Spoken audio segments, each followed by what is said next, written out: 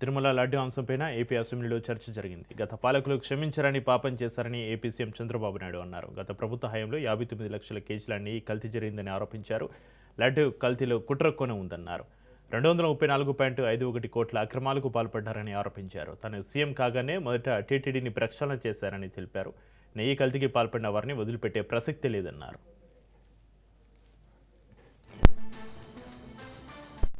అక్టోబర్లో CBI SIT వేయడం, అందులో FSSAI వాళ్ళు కూడా చేర్చారు. మొత్తం కూడా ఇవన్నీ ఉన్నాయని 26 జనవరి మొన్నే 36 మంది పైన ఒక ఛార్జ్ షీట్ వేశారు. నెక్స్ట్ ఇది చూస్తే ఆ దేశ మొత్తం ఏ విధంగా జరిగిందని చూస్తే ఇట్ ఈస్ వెరీ క్లియర్. నెయ్యి పాలు ఏమాత్రం లేని కంపెనీలు, అలాంటి కంపెనీలు కెమికల్ ఏ విధంగా తయారు చేస్తారు గాడ్ ఓన్లీ నోస్. అలాంటి కంపెనీలకు ఇచ్చే పరిస్థితికి వచ్చారు. 19 ఆగస్ట్ టెండర్ నిబంధనలు సడలింపు చేశారు. 250 కోట్లకు టర్నోవర్ తగ్గించారు. 4 లక్షల లీటర్ల పాల సేకరణ సామర్థ్యం కూడా తగ్గించారు. 250 కోట్లను తగ్గించారు. 4 లక్షల లీటర్లు కూడా తగ్గించారు. బోలేబాబా డైరీ మారిన ఆర్ష్ ఫ్రెష్ డైరీ, అక్కడి నుంచి ఆర్ష్ ఫ్రెష్ డైరీ ఒకటి వాళ్ళు తీసుకొని అర్హత లేదని ముందుగానే తేల్చారు. వీళ్ళు తేల్చిన తర్వాత 70,000 కేజీల నెయ్యి సేకరణకు టెండర్లు పిలిచి టీటీడీ పాల సేకరణ లేదని ఆర్ష్ ఫ్రెష్ డైరీ బిడ్ తిరస్కరించారు. అదే సమయంలో 2019 అక్టోబర్ 2019 డిసెంబర్లో 2% కేజీకి ₹5 కమిషన్తో శ్రీ వైష్ణవి గత ప్రభుత్వ తిరుమల లడ్డు కల్తీకి పాల్పడిందని AP deputy CM Pawan Kalyan ఆరోపించారు. ఏపీ శాసనసభలో తిరుమల లడ్డుపైన చర్చ సందర్భంగా పవన్ కళ్యాణ్ మాట్లాడారు. గత పాలకులు రసాయనాల నుంచి కూడా నెయ్యి తీయొచ్చని నిరూపించారని కామెంట్ చేశారు. టెండర్ నిబంధనలకు తూట్లు పొడిచారన్నారు. 5కు కూడా రసాయనాల లడ్డులు పంపించారన్నారు. లడ్డు కల్తీకి కారణమైన వారిని కఠినంగా శిక్షించాలన్నారు పవన్ కళ్యాణ్. కేశవ్ గారు మా క్యాబినెట్లో కూర్చున్నప్పుడు మా దృష్టికి తీసుకొచ్చింది. అసలు ఈ నెయ్యిలో నెయ్యే లేదనేది చాలా స్పష్టంగా తెలియదు. మాకేమనిపించిందంటే ఏదైనా సరే innovation is very important in life. Innovation లేకపోతే ఈ పాటికి ఒక్కొక్కరు ఒకలా ఇన్నోవేట్ చేస్తారు. బట్ ఈ పర్టికులర్ ఈ గత ప్రభుత్వంలో ఉన్న వ్యక్తులు వీళ్ళు అరాచకంలో ఇన్నోవేషన్ చేశారు. వీళ్ళు కల్తీలు కూడా అంటే మామూలుగా ఒక నెయ్యి కావాలంటే పాలలో నుంచే కాకుండా రసాయనాల నుంచి కూడా తీయచ్చు, మిగతా వాటి నుంచి కూడా తీయచ్చు అని చేసి చూపించారు. దానికి సంబంధించిన కంప్లీట్ ఈ సిబిఐకి మన ఆ రిపోర్ట్ ఇచ్చినప్పుడు ఎక్కడా కూడా నెయ్యి లేకుండా వీళ్ళు నెయ్యి తయారు చేశారని చాలా స్పష్టంగా తెలియజేశారు. ఇప్పుడు మనం ఏం మాట్లాడుతున్నాం వీళ్ళందరితో అంటే, సో ఈ దేశ మూల సంస్కృతి మన ఇస్లాంని గౌరవించేది, క్రిస్టియానిటీని గౌరవించేది, సకల మతాల్ని గౌరవించేది. అలాంటిది హిందూ ధర్మానికి సంబంధించిన 7 కొండల వాడు కలియుగ వెంకటేశ్వరుడు. కలియుగ వెంకటేశ్వరుడు దైవం అనడానికి చాలా క్లియర్ కట్గా ఉంది అది. ఎందుకంటే కలియుగంలో జరిగింది ఆయనే, దీనికి ఆధార పురుషుడు, ఆయన మూల పురుషుడు. అలాంటి ఆయనకి పెట్టే ప్రసాదానికి ఇంత అపవిత్రం చేసిన తర్వాత వీళ్ళు ఏమి కూర్చొని దాన్ని మా తప్పు లేకుండా లేదన్నట్టుగా మాట్లాడుతుంటే వీళ్ళకి నాకు ఏం మాట్లాడాలో తెలియదు. దీనికి ఒక్కటి కూడా ప్రజలకు తెలియజేయాల్సింది ఏంటంటే దేశం ఇదే వేరే ఇస్లాంకి జరిగిన, క్రిస్టియానిటీకి జరిగిన, జీసస్ క్రైస్ట్కి జరిగిన, మహమ్మద్ ప్రవక్తకి జరిగిన, అల్లాకి జరిగిన ఇలా ఉండేది కదా అధ్యక్ష. వాళ్ళు ఆ రోజు మన కౌన్సిల్లో కూడా అలా పటాలు తీసుకొచ్చేవాళ్ళు వేరే ఏ దేవత అయితే. బికాజ్ ఇది హిందువులు కాబట్టి వీళ్ళ కులాలతో ముక్కలుగా అయిపోయి ఉంటారు కాబట్టి. తిరుమల లడ్డు కల్తీ వ్యవహారంపైన తొలుత తిరుపతి ఈస్ట్ పోలీస్ స్టేషన్లో కేసు నమోదైందని ఏపీ దేవాదాయ శాఖ మంత్రి ఆనం రామనారాయణ రెడ్డి తెలిపారు. అనంతరం సీనియర్ అధికారులతోటి ప్రత్యేక విచారణ బృందం ఏర్పాటైందని చెప్పారు. ఆ తర్వాత సిబిఐ డైరెక్టర్ పర్యవేక్షణలో సిట్ను పునర్వ్యవస్థీకరించినట్లుగా వివరించారు. తిరుమల లడ్డు కల్తీ అంశంపైన శాసనసభలో నిర్వహించిన చర్చలో మంత్రి మాట్లాడారు. ప్రైవేట్ డైరీల కోసం నిబంధనలను మార్చారన్నారు. పూరిత కుట్ర, ఫోర్జరీ పత్రాల సమర్పణ, ఉత్పత్తి సామర్థ్యంపై తప్పుడు సమాచారం మరియు సేకరణ రికార్డుల తారుమారు ద్వారా టీటీడీ టెండర్లను దక్కించుకోవడానికి పలువురు నిందితుల మధ్య నేరపూరిత కుట్ర ఉన్నట్లు సిట్ నిర్ధారించింది అధ్యక్ష. పామాయిల్, పామ్ కర్నల్ ఆయిల్ మరియు పామోలిన్తో పాటు బెటా కెరోటిన్, ఫ్లేవరింగ్ ఏజెంట్లు మరియు ఇతర రసాయనాలను ఉపయోగించి అసలు నెయ్యి రుచి వాసనను పోలి ఉండే విధంగా కల్తీ నెయ్యిని తయారు చేసినట్టు విచారణలో వెల్లడైంది అధ్యక్ష. తిరస్కరించబడిన కల్తీ సరుకులు తదనంతరం ఇతర సంస్థల ద్వారా మళ్లీ సరఫరా. ఏపీ శాసన మండలి సమావేశాలు వాడివేడిగా జరిగాయి. మహిళలపైన వేధింపులపైన వరద కళ్యాణి ప్రశ్నించారు. కూటమి ప్రభుత్వంలో మహిళలపైన వేధింపులు పెరిగాయన్నారు. వరద కళ్యాణి మాటలకు హోంమంత్రి అనిత కౌంటర్ ఇచ్చారు. తమ పాలనలో మహిళలపైన వేధింపులు తగ్గాయన్నారు. ఈ ప్రభుత్వం వచ్చాక అధ్యక్ష, మహిళల మీద అఘాయిత్యాలు, అత్యాచారాలు, నేరాలు విపరీతంగా పెరిగిపోయాయి అధ్యక్ష. ఇది పోలీసులు అధికారికంగా చెప్పిన లెక్కల ప్రకారం చూస్తే మహిళల భద్రత ఎంత ఘోరంగా ఉందో అర్థమవుతుంది అధ్యక్ష. ఈరోజు 16,288 మంది మహిళల్ని వేధించారు అధ్యక్ష. 10 జిల్లాల్లో మహిళల మీద నేరాలు విపరీతంగా పెరిగిపోయాయి అధ్యక్ష. సాక్షాత్తు గౌరవ సీఎం చంద్రబాబు నాయుడు గారు ఉన్న జిల్లాలోనే మహిళల మీద నేరాలు 10% పెరిగాయి అధ్యక్ష. విజయనగరం జిల్లాలో కూడా మహిళల మీద నేరాలు పెరిగాయి అధ్యక్ష. అలాగే ఈ రాష్ట్రంలో గుంటూరు, సత్యసాయి, నెల్లూరు, విజయనగరం, కడప, అన్నమయ్య, పల్నాడు, పార్వతీపురం, మన్యం, తిరుపతి జిల్లాల్లో పెరుగుతున్నాయి అధ్యక్ష. మహిళలను వేధించే వాళ్ళను, పిల్లలను అత్యాచారం చేసే వాళ్ళకు అస్సలు భయం లేకుండా పోయింది అధ్యక్ష. వీటిలో ముఖ్యంగా అత్యధిక కారణం గంజాయి, డ్రగ్స్, వీటి మత్తులో చేస్తున్నారు అధ్యక్ష. మన హోంమంత్రి గారు అయితే ఏకంగా గంజాయి లేదని చెప్పేశారు అధ్యక్ష. కానీ ఈ సభ జరుగుతున్న టైంలోనే మొన్న మదనపల్లిలో చూసాం అధ్యక్ష. గంజాయి, మద్యం మత్తులో 7 ఏళ్ల బాలికను అత్యాచారం చేసి హత్య చేసేసి తన ఇంట్లో డ్రమ్లో పడేశాడు అధ్యక్ష. ఒక క్రూర మొగం. ఏదైతే మహిళల మీద అత్యాచారాల గురించి అదేవిధంగా హత్యల గురించి చెప్పారో చాలా క్లియర్గా విత్ నెంబర్స్తో సైతం ఇది తగ్గినాయి అని చెప్పారు. తగ్గినాయి అని చెప్పిన తర్వాత కూడా ఎగైన్ మహిళా సభ్యురాలు మళ్ళీ పెరిగినాయి అని చెప్పారు. నేను ఆవిడ విజ్ఞతకు వదిలేస్తున్నాను. అది ఈ సంవత్సరం మహిళల మీద జరిగిన అత్యాచారాలు కానీ హత్యలు కానీ 4% తగ్గినాయి అని చెప్పడానికి నేను చాలా గర్వంగా ఫీల్ అవుతున్నాను అధ్యక్ష. దానికి ఈ రోజు మేము పడ్డ కష్టం కాదు అధ్యక్ష. ఎన్డీఏ గవర్నమెంట్ వచ్చిన తర్వాత నుంచి కూడా ఇందాక ఏదైతే సభ్యురాలు గాంజా గురించి అదేవిధంగా డ్రగ్స్ గురించి మాట్లాడారో అదే గాంజా నిర్మూలన చేయాలి, డ్రగ్స్ని కంట్రోల్ చేయాలనే ఉద్దేశంతో ఇంకా మేము ఎవరూ కూడా అందులో మేము ఛార్జీలు తీసుకోకుండానే అప్పటి నుంచి కూడా స్టార్ట్ చేసి గాంజా నిర్మూలనకి ప్రత్యేకంగా ఈగల్ అని చెప్పి ఒక టాస్క్ ఫోర్స్ని ఏర్పాటు చేసి ఒక ఐజీ స్థాయి వ్యక్తిని ఏర్పాటు చేసి ఈ రోజుకి మీకు గాంజా లేదు అని చెప్పట్లేదు అధ్యక్ష. గాంజా కల్టివేషన్ 0 చేసామని చెప్పాం. ఆ విషయం కూడా సభ్యులు దయచేసి అర్థం చేసుకోవాలి. ఇంతకుముందు ఆంధ్రప్రదేశ్ని గాంజా ఆంధ్రప్రదేశ్ అనే దగ్గర నుంచి ఈరోజు గాంజా అంటే 0 గాంజా ఆంధ్రప్రదేశ్గా మార్చడానికి ఈరోజు 20 నెలల కాలం మా పోలీస్ డిపార్ట్మెంటు, మా యంత్రాంగం, మా సీఎం గారి సారథ్యంలో చేసామని చెప్పడానికి కూడా నేను గర్వంగా ఫీల్ అవుతున్నాను అధ్యక్ష. ముఖ్యమంత్రి నారా చంద్రబాబు నాయుడు అధ్యక్షతన జరిగిన రాష్ట్ర కేబినెట్ కీలక నిర్ణయాలు తీసుకుంది. మొత్తం 56 అజెండా అంశాలకు మంత్రివర్గం ఆమోదం తెలిపింది. పెట్టుబడులు, పర్యాటకం, ఇంధన ప్రాజెక్టులు, ఉన్నత విద్య, పరిశ్రమలు వంటి అనేక రంగాలకు సంబంధించిన ప్రతిపాదనలపై చర్చించి నిర్ణయాలు తీసుకుంది. రాష్ట్ర పెట్టుబడుల ప్రోత్సాహక మండలి తీసుకున్న నిర్ణయాలకు కేబినెట్ ఆమోదం తెలిపింది. విశాఖలో 2,387 కోట్ల వ్యయంతో ఏర్పాటు చేయనున్న సెమీకండక్టర్ పరిశ్రమకు కూడా గ్రీన్ సిగ్నల్ ఇచ్చింది. ఈ ప్రాజెక్టు ద్వారా భారీ స్థాయిలో ఉపాధి అవకాశాలు కల్పించబడనున్నట్లుగా ప్రభుత్వం భావిస్తోంది.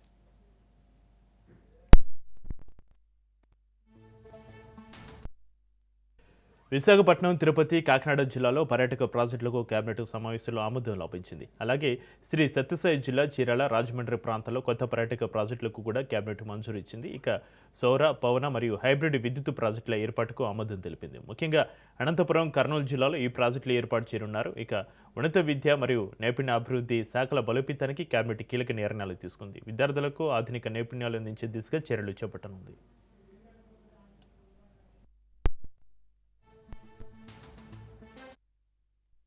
వివిధ సంస్థలకు భూ కేటాయింపుల అంశంపైన చర్చించి నిర్ణయాలు తీసుకుంది. అదేవిధంగా సైన్స్, టెక్నాలజీ, ఇన్నోవేషన్ శాఖ ఏర్పాటు చేయాలని నిర్ణయించింది కేబినెట్. కొల్లూరు లేక్ అభయారణ్య సరిహద్దుల ఖరారుకు సంబంధించిన ప్రతిపాదనలకు కేబినెట్ ఆమోదం తెలిపింది. ఈ ప్రతిపాదనను కేంద్ర ప్రభుత్వానికి పంపాలని నిర్ణయించింది. మొత్తంగా పెట్టుబడులు ఆకర్షించడం, పరిశ్రమల అభివృద్ధి, పర్యాటక రంగానికి ప్రోత్సాహం, పునరుత్పాదక ఇంధన ప్రాజెక్టులు, విద్యాభివృద్ధిపైన ఈ కేబినెట్ సమావేశంలో కీలక నిర్ణయాలు తీసుకున్నట్లుగా తెలుస్తోంది.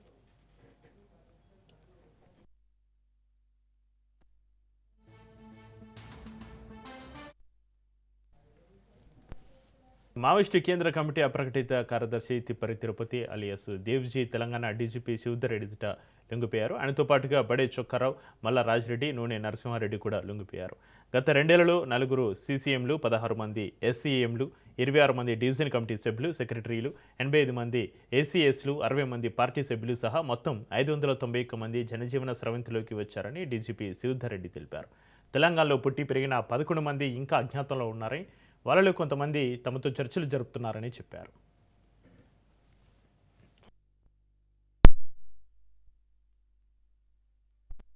మంచిర్యాల డివిజనల్ కమిటీ ఒకటి ఉంది, అది జిల్లా కమిటీ స్థాయి ఉన్నటువంటి కమిటీ. అది దానికి చెందినటువంటి 2 సభ్యులు లొంగిపోయినారు. ఇందులో Erragolla Ravi, alias Santosh, alias Prashant, alias Praveen, alias Mahesh. ఈయన తెలంగాణ రాష్ట్రం కామారెడ్డి జిల్లా ఆరేపల్లి గ్రామం. ఈయన లాస్ట్ 24 ఇయర్స్ నుంచి అండర్ గ్రౌండ్ ఉన్నాడు.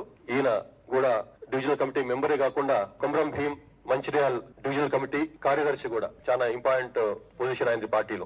కనికారపు ప్రభంజన్, ఈయన జన్నారం గ్రామం మంచిర్యాల జిల్లా. ఈయన సిపిఐ మావోయిస్ట్ పార్టీ సభ్యుడు, పీడీఎస్యు కవర్ తీసుకొని మావోయిస్ట్ సంబంధించిన కార్యకలాపాలు చేస్తున్నాడు. అతను అర్బన్ ఏరియా కమిటీ సభ్యుడు. ఈయన కూడా ప్రభుత్వం ముందు లొంగిపోయినాడు. Second central regional command company Telangana రాష్ట్రం చెందినటువంటిది. స్టేట్ కమిటీలలో కొన్ని మిలిటరీ కమాండ్స్ ఉంటాయి. ఇందులో మన తెలంగాణ స్టేట్ సంబంధించినటువంటి దాన్ని 2వ సెంట్రల్ రీజనల్ కమాండ్ అంటారు. దానికి సంబంధించినటువంటి వాళ్ళు 5 లొంగిపోయినారు. అందులో 21 సంవత్సరాల నుంచి అజ్ఞాతంలో ఉన్నటువంటి కోర్స లట్సు, ఈయన కంపెనీ పొలిటికల్ కమిటీ సభ్యుడు, సెకండ్ ఎస్ఆర్సీ కంపెనీ కమాండర్ కూడా. అట్లాగే వెట్టి మంగి, ఈమె ఎలియాస్ సునీత, ఈమె కూడా 14 ఏళ్ల నుంచి అజ్ఞాతంలో ఉన్నది. ఈమె ప్లటూన్ పార్టీ కమిటీ సభ్యురాలు, ఈమె కూడా సరౌండ్ అయింది. అట్లానే మడకం సోమ్డా, సోడ సుక్కి, పూనం సుక్కి, ఎలియాస్ రాధిక, వీళ్ళంతా కూడా బీజాపూర్ తర్వాత సుక్మా జిల్లాకు చెందిన వాళ్ళు.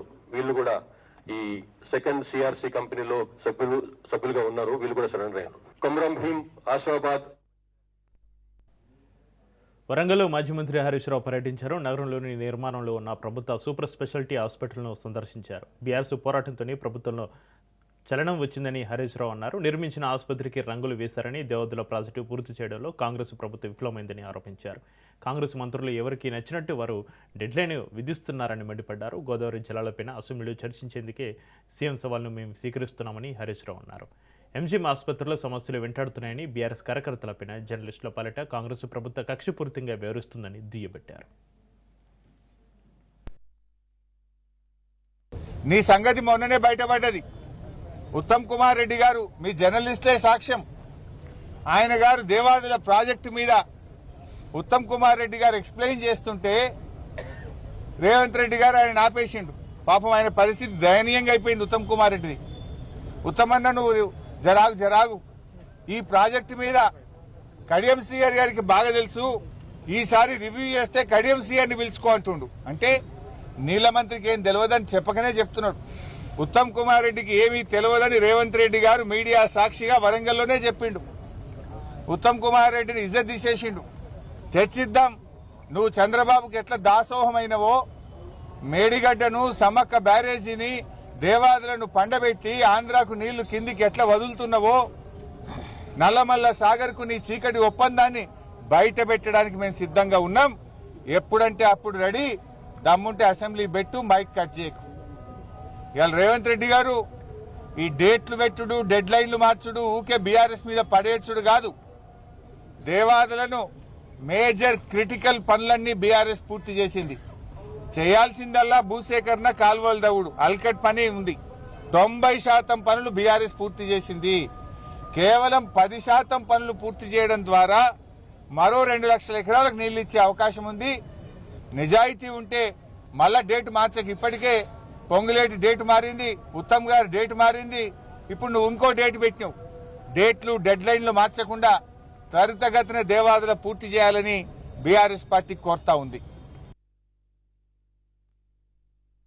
కాంగ్రెస్ పాలనలో దేవాలయాలు విధ్వంసానికి గురవుతున్నాయని కేంద్ర మంత్రి బండి సంజయ్ విమర్శించారు. హైదరాబాద్ చార్మినార్ భాగ్యలక్ష్మి ఆలయాన్ని దర్శించుకున్న ఆయన బాన్స్వాడలో హిందువులపైన దాడులను పాల్పడ్డారని, రాజకీయాల కోసం హిందువులను హింసిస్తున్నారని ఆయన మండిపడ్డారు. ఎంఎం తోటి కలిసి హిందువులను వేధిస్తున్నారని ఆరోపించారు బండి సంజయ్.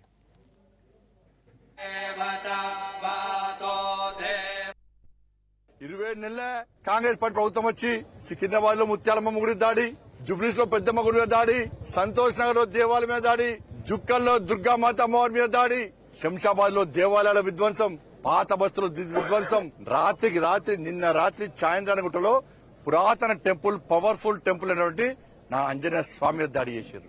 బాన్స్వాడలో దాడులు. ఎక్కడ పోయినా కాంగ్రెస్ పార్టీ, ఎంఏ పార్టీ ప్రభుత్వం ఏర్పడిన తర్వాత తెలంగాణ రాష్ట్రంలో ఎందుకు దేవాలయాల మీద దాడులు జరుగుతున్నాయి? అలా మెజార్టీ ప్రజలైన హిందువులు ఎలా మా దేవాలయాన్ని రక్షించండి అని బిచ్చమెత్తుకునే పరిస్థితి ఈ తెలంగాణ రాష్ట్రంలో వస్తే హిందూ సమాజాన్ని కాపాడే వాళ్ళు ఎవరో ఒకసారి ఆలోచించాలి. హిందూ సమాజం ఆలోచించాలి. మా ఆవేశం కాదు ఇది, భారతీయ జనతా పార్టీ ఒక ఆవేదన.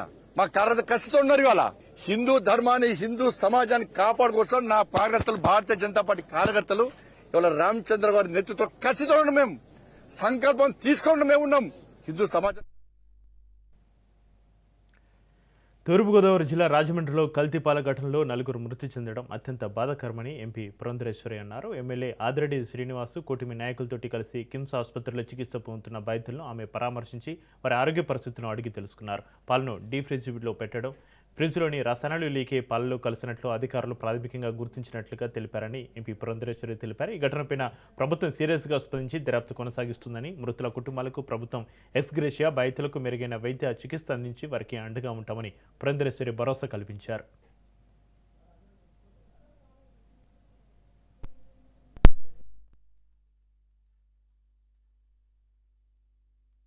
ఈ యొక్క కల్తీ పాలు తాగిన తర్వాత 15 మంది దగ్గరగా హాస్పిటల్ అడ్మిట్ అయితే 4 మరణించడం జరిగింది. 11 మంది ఇంకా ట్రీట్మెంట్లో ఉన్నారు. 2 చిన్నారులు కూడా ఉన్నారు. ఒక బిడ్డ అయితే 2-3 నెలల బిడ్డ అని చెప్పి తెలియవచ్చినటువంటి విషయం. ఇంకొక బిడ్డ అయితే 5-6 సంవత్సరాల బిడ్డ. వారిరువురు కూడా అక్కడ రెయిన్బో హాస్పిటల్లో ఉన్నారు. మిగిలిన వారు ఇక్కడ కిమ్స్ హాస్పిటల్లో వైద్య సౌకర్యం, సహకారం వాళ్ళు అందుకుంటున్నటువంటి నేపథ్యం. అంటే ఒక రకంగా కల్తీ పాలంటే ఈ గణేష్ అనేటువంటి వ్యక్తి ఎవరైతే పాలు అందరికీ పోస్తూ ఉంటాడో అతను స్వయంగా గొడ్లని, ఆవుని పెట్టుకోవటం కాకుండా 42 మంది రైతుల దగ్గర 22వ తారీఖు సాయంత్రం తెలిసిన వెంటనే కారకులు అయిన గణేష్ని వెంటనే పోలీసు వారు అధీనంలో తీసుకొని రాత్రికి రాత్రే ఇళ్ళలన్నింటినీ కూడా సుమారు 110 కుటుంబాలు ఐడెంటిఫై చేసి 293 మందికి శాంపిల్స్ తీసుకోగా అందులో 241 మందికి ఏ విధమైన ఇబ్బంది లేదని రిపోర్ట్స్ కూడా రావడం జరిగింది. ఇంకా 50 మందికి ఇంకొక 2-3 గంటలు అవి కూడా రావడం జరుగుతుంది. దురదృష్టమైన సంఘటన. ఇప్పుడే గౌరవ ఎంపీ గారు చెప్పినట్లుగా కారణం ఏంటన్నది కూడా చెప్పడం జరిగింది. తెలిసి చేశాడా, తెలియక చేశాడా అన్నది పక్కన పెడితే ఇబ్బంది అయితే కలిగింది. మరణించారు, ఇబ్బంది పడతా ఉన్నారు కొన్ని కుటుంబాలు. ప్రైవేటు వ్యాపారం చేసుకుంటున్న వ్యక్తి అయినా సరే చేసింది తప్పు. ప్రభుత్వం బాధ్యత తీసుకొని ఎక్స్గ్రేషియా ఇవ్వడంతో పాటు ఆ కుటుంబం ఒక రాజమండ్రి కిమ్స్ హాస్పిటల్లో కల్తీపాల బాధితులను వైసీపీ నేతలు విడుదల రజని, సీదిరి అప్పలరాజు, తానేటి వనిత, వేణుగోపాల కృష్ణ, మార్గని భరత్, జక్కంపూడి రాజా, తలారి వెంకట్రావు, డాక్టర్ గూడూరు శ్రీనివాస్ పరామర్శించారు. పాలలో కల్తీ జరిగి 5 ప్రాణాలు కోల్పోయారని అన్నారు. ప్రజారోగ్యంపైన ప్రభుత్వం నిర్లక్ష్యం స్పష్టమైపోయిందని తెలిపారు. సంబంధిత మంత్రులు ఎవరూ ఇప్పటివరకు స్పందించలేదని విమర్శించారు. రాష్ట్రంలో ఫుడ్ సేఫ్టీ వ్యవస్థ పనిచేస్తుందా? వైద్యారోగ్య శాఖ పూర్తిగా విఫలమైందని వారు మండిపడ్డారు. తిరుపతి లడ్డు కల్తీ అనే మాట ద్వారా రాష్ట్రంలో చంద్రబాబు కల్తీకి తెరతీశారని మండిపడ్డారు. ఇంకా కూడా కొంతమంది ఈ కల్తీ పాల వల్ల చనిపోయారని అంటున్నారు. మరి దాని గురించి కూడా ఇంకా తెలియాల్సి ఉంది. ఎందుకంటే అఫీషియల్గా కూడా నంబర్స్ అనేది ప్రభుత్వానికి అనుకూలంగా చెప్తా ఉన్నారు. మరి ఏంటి ఈ కల్తీ పాల నేపథ్యం అని చూస్తే, మరి నిన్న నుంచి మనం చూస్తూ ఉన్నాము ఈ కల్తీ పాల వ్యవహారము. ఈ కల్తీ పాలకు సంబంధించి వ్యక్తులు చనిపోతున్నారు, ఈ విధంగా హాస్పిటలైజ్ అవుతున్నారని చెప్పి అధికారులు, ప్రభుత్వము, అలాగే అక్కడ చంద్రబాబు నాయుడు గారు అందరూ కూడా దీన్ని టేకప్ చేసినట్టుగా చేసి ఏదో హడావిడి నడిపించినటువంటి వైనం రాష్ట్రంలో అందరూ కూడా చూశారు నిన్న. మరి జెన్యూన్గా బాధ్యత కనుక ఉండుంటే మా వైఎస్ఆర్ కాంగ్రెస్ పార్టీ నాయకులు మాట్లాడక ముందే ఎందుకు ఎటువంటి చర్యలు కానీ, ఎలాంటి హామీలు కానీ, ఎలాంటి బాధ్యత కానీ ఈ కూటమి ప్రభుత్వం ఎందుకు తీసుకోలేదు? వైద్య ఆరోగ్య శాఖ రాష్ట్రంలో తూర్పుగోదావరి జిల్లా రాజమండ్రిలో మరి మొన్న శివరాత్రి రోజున మరి పాలు తాగి మరి ఎంతో మంది ఈ రోజున అస్వస్థతకి గురవడం, హాస్పిటల్ పాలవడం, మరి ఇది అంటే ఏ విధంగా కంటామినేషన్ జరిగింది, ఎందులో జరిగింది అనేది వారికి తెలియక అంటే మిల్క్లోనే జరిగిందన్న విషయం వాళ్ళు ఐడెంటిఫై చేయని రోజున ఇక్కడికి హాస్పిటల్కి రాకముందే ఒకరు చనిపోవడం అనేది జరిగింది. మరి ఈ రోజున ఇక్కడ కిమ్స్ హాస్పిటల్లో చూసినట్లయితే ఇక్కడే 9 మంది అడ్మిట్ అవ్వడం, కొంతమంది వెంటిలేటర్ మీద ఉన్నారు, కొంతమందికి డయాలసిస్ జరుగుతుంది. ఇలా రకరకాల స్టేజెస్ లో వైద్యం తీసుకుంటున్న వాళ్ళు ఉన్నారు. కొంతమంది వేరే హాస్పిటల్లో కూడా అడ్మిట్ అయి ఉన్నారు. అంటే మొత్తంగా చూసినట్లయితే దాదాపు 19 మంది వరకు కూడా ఈ విధంగా ఇబ్బంది పడిన వాళ్ళు ఉన్నారు. అంటే ఇబ్బంది పడిన వాళ్ళు ఇదే హాస్పిటల్కి ప్రభుత్వ నియంత్రణ కొరవడం వల్ల జరిగినటువంటి ఒక అన్వాంటెడ్ ఈవెంట్. ఒక 5గురు చనిపోయారు, 10ల సంఖ్యలో హాస్పిటల్లో ఉన్నారు, 100ల సంఖ్యలో ప్రభావితమైనటువంటి కుటుంబాలు. మాజీ ముఖ్యమంత్రి వర్యులు వైఎస్ఆర్ కాంగ్రెస్ పార్టీ అధినేత శ్రీ వైఎస్ జగన్మోహన్ రెడ్డి గారి ఆదేశాల మేరకు క్రిటికల్ గా ఉన్నటువంటి పేషెంట్స్ కిమ్స్ హాస్పిటల్లో ఉన్నారు. ప్రెసెంట్ ఒక 8-10 మంది వరకు ఉన్నారు డయాలసిస్ చేయించుకుంటూ. నారా లోకేష్ వ్యాఖ్యలపైన శాసనమండలి విపక్ష నేత బొత్స సత్యనారాయణ కౌంటర్ ఇచ్చారు. 1000 కిలో నెయ్యి దొరికితే కల్తీ అని లోకేష్ అన్నారని, హెరిటేజ్ 750 ml నెయ్యి రిలయన్స్లో 456కి దొరుకుతుంది అన్నారు. హెరిటేజ్లో లీటర్ ఆవు నెయ్యి 608 రూపాయలకు దొరుకుతుందని, మరి మీరు అమ్మేది కల్తీనా అంటూ బొత్స ప్రశ్నించారు. హెరిటేజ్ వెబ్సైట్ని ఎందుకు మార్చారో లోకేష్ చెప్పాలన్నారు. మొదట ఎందాపూర్ మ్యానుఫ్యాక్చర్ అని చెప్పారని, తర్వాత కో మ్యానుఫ్యాక్చర్ అని ఎందుకు మార్చారు అంటూ బొత్స సత్యనారాయణ నిలదీశారు. మండలిలో శాంతి భద్రతల అంశం చర్చలో సంబంధం లేని అంశాలను టీడీపీ ప్రస్తావించిందని తెలిపారు. కాబట్టి పూర్తిగా ఈ రాష్ట్రంలో శాంతి భద్రతలు క్షీణించాయి. అసలు ఎక్కడ కూడా లా అండ్ ఆర్డర్ లేదు. లా అయితే భారత రాజ్యాంగంలో బాబాసాహెబ్ అంబేద్కర్ పెట్టారు, కానీ మేము ఆర్డర్ లేదు. ఎక్కడ మా భరత్ చెప్పినట్టు, అలాగే మా ఇజ్రాయల్ చెప్పినట్టు. కాబట్టి మేము దాని నిరసనగా ఇవాళ సంబంధించి వాకౌట్ చేస్తాం. ఏ వైసీపీ నాయకుని కానీ ఏ నాయకుని కానీ అవమానపరచాలి, లేదు అతను ఇబ్బంది పెట్టాలి, లేదు వాళ్ళ మీద లేనిపోయి. లడ్డు నెయ్యి కల్తీ అంశంపైన చంద్రబాబు తప్పుడు ప్రచారం చేస్తున్నారని టీటీడీ మాజీ చైర్మన్ భూమన కరుణాకర్ రెడ్డి విమర్శించారు. చంద్రబాబు పాలనలోనే కల్తీ నెయ్యి సరఫరా ప్రారంభమైందన్నారు. తాను టీటీడీ చైర్మన్గా బాధ్యతలు తీసుకున్నాక నిబంధనలు కఠితరం చేస్తానని తెలిపారు. వైవి సుబ్బారెడ్డిని తనను అరెస్ట్ చేయడమే కూటమి లక్ష్యమని అన్నారు. సుబ్రహ్మణ్య స్వామితోటి తామే పిటిషన్ వేయించినట్టు తప్పుడు ప్రచారం చేస్తున్నారని భూమన మండిపడ్డారు.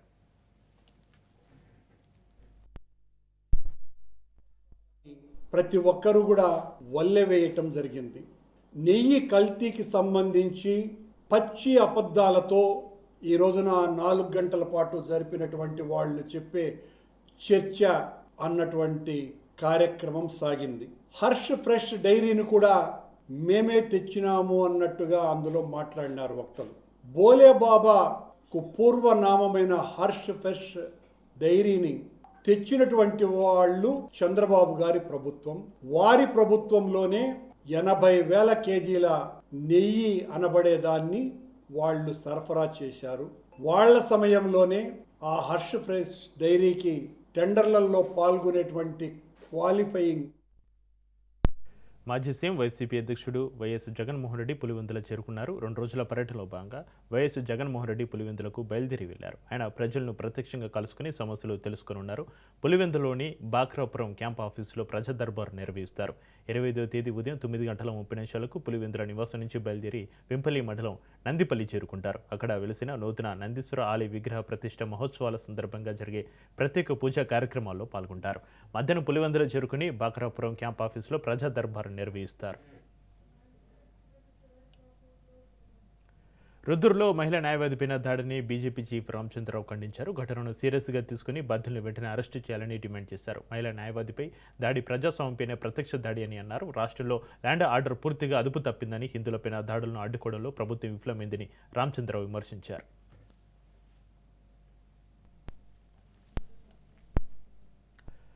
ఆదిలాబాద్ జిల్లా ఉట్నూరు మండల కేంద్రంలో ఆశా వర్కర్లు ఏఎన్ఎంలతోటి అవగాహన సదస్సు ఏర్పాటు చేశారు. ఉట్నూరు పోలీసులు జిల్లా ఎస్పీ ఆదేశాల మేరకు ఆశా వర్కర్లు మహిళా సంఘాలతోటి కలిసి road safety, road crossing, cell phone driving, minor driving వంటి వాటితోటి జరిగే రోడ్డు ప్రమాదాలపైన అవగాహన కల్పించారు. ఏదైనా ప్రమాదం జరిగినప్పుడు ఎలా స్పందించాలనే విషయమై పోలీసులు చర్చించారు.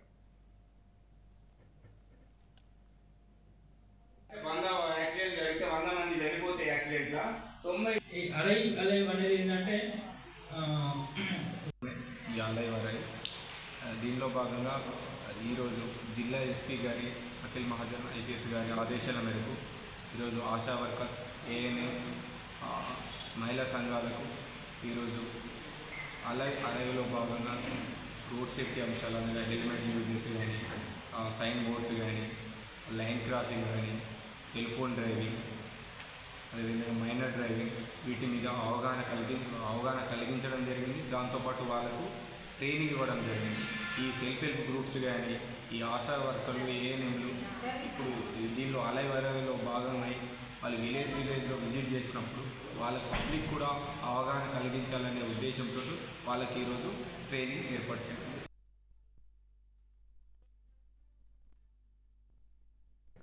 కేంద్ర కేబినెట్ కీలక నిర్ణయాలు తీసుకుంది. కేరళ రాష్ట్రం పేరును కేరళంగా మారుస్తూ కేంద్ర కేబినెట్కి నిర్ణయం తీసుకుంది. దేశవ్యాప్తంగా బాలికలకు ఉచితంగా హెచ్పివి వ్యాక్సినేషన్కు గ్రీన్ సిగ్నల్ ఇచ్చింది. 14 ఏళ్ల బాలికలకు ఉచితంగా గర్భసిరి ఇంజెక్షన్ ఇవ్వాలని నిర్ణయించింది. అలాగే అహ్మదాబాద్ మెట్రో ఫేజ్ 2కు కేంద్ర కేబినెట్ ఆమోదం తెలిపింది. జబల్పూర్ రైల్వే లైన్ డబ్లింగ్ పనులకు గ్రీన్ సిగ్నల్ ఇచ్చింది. విద్యుత్ రంగంలో సంస్కరణలకు పచ్చ జెండా ఊపింది. ప్రధాని మోడీపైన రాహుల్ గాంధీ తీవ్ర విమర్శలు చేశారు. తమ నిరసనలకు మోడీ భయపడుతున్నారన్నారు. ట్రేడ్ డీల్ పేరిట దేశాన్ని అమెరికాకు అమ్మేశారని విమర్శించారు. ఎప్స్టీన్ ఆధని కేసుల భయంతోనే మోడీ సభకు రాలేదన్నారు. టెక్స్టైల్స్, వ్యవసాయ రంగాలను నాశనం చేశారని ధ్వజమెత్తారు. రాజ్యాంగ పరిరక్షణ కోసం పోరాడుతూనే ఉంటామన్నారు. गांधी जी और भगत सिंह ने यह रास्ता दिखाया है, इससे आप इतना क्यों डरते हो? आप शर्म की बात करते हो। शर्म की बात मैं आपको बताता हूँ। आपने अमेरिका के साथ जो किया है, ये शर्म की बात। देश को आपने बेचा है। पहली शर्म की बात, जो यूएस के साथ आपने ट्रेड डील की है, जिसमें हिंदुस्तान को कुछ नहीं मिला और हमारा पूरा देश आपने अमेरिका को बेच दिया है। हमारे देश का डेटा दे दिया, किसानों को खत्म कर दिया, टेक्सटाइल इंडस्ट्री बर्बाद कर दी। ये शर्म की बात। दूसरी शर्म की बात, एप्स्टीन जो पीडोफाइल है, उसकी फाइलों में, उसकी ईमेल में आपका नाम, आपके मंत्रियों का नाम और आपके दोस्तों का नाम, तीनों का एक साथ आ रहा है। ये है दूसरी शर्म की बात। और तीसरी शर्म की बात, अदानी पे जो केस चल रहा है, पूरा देश जानता है कि वो अदानी पर नहीं, बीजेपी और आपके फाइनेंशियल आर्किटेक्चर पर केस है। और पूरा देश जानता है, पूरी रात आप सो नहीं पाते हो जब आप सोचते हो कि अदानी केस का क्या होगा। मोदी जी, जो आप अपने मित्रों के लिए अनिल अंबानी, अदानी और अपने लिए उचित समझते हो, वो आप करो। हम देश की रक्षा करते हैं, हम किसानों की रक्षा करते हैं।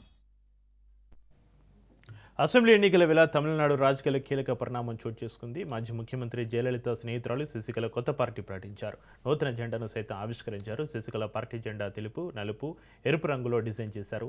జెండాలో జయలలిత, అన్నదురై, ఎంజీఆర్ ఫోటోలు ముద్రించారు. అయితే పార్టీ పేరును మాత్రం ప్రకటించకపోవడం హాట్ టాపిక్గా మారింది. ఈ సందర్భంగా శశికళ మాట్లాడుతూ పార్టీ పేరును త్వరలోనే వెల్లడిస్తానని అన్నారు. తమిళనాడు రాజకీయాల్లో తన మార్కు చూపిస్తానని ధీమా వ్యక్తం చేశారు.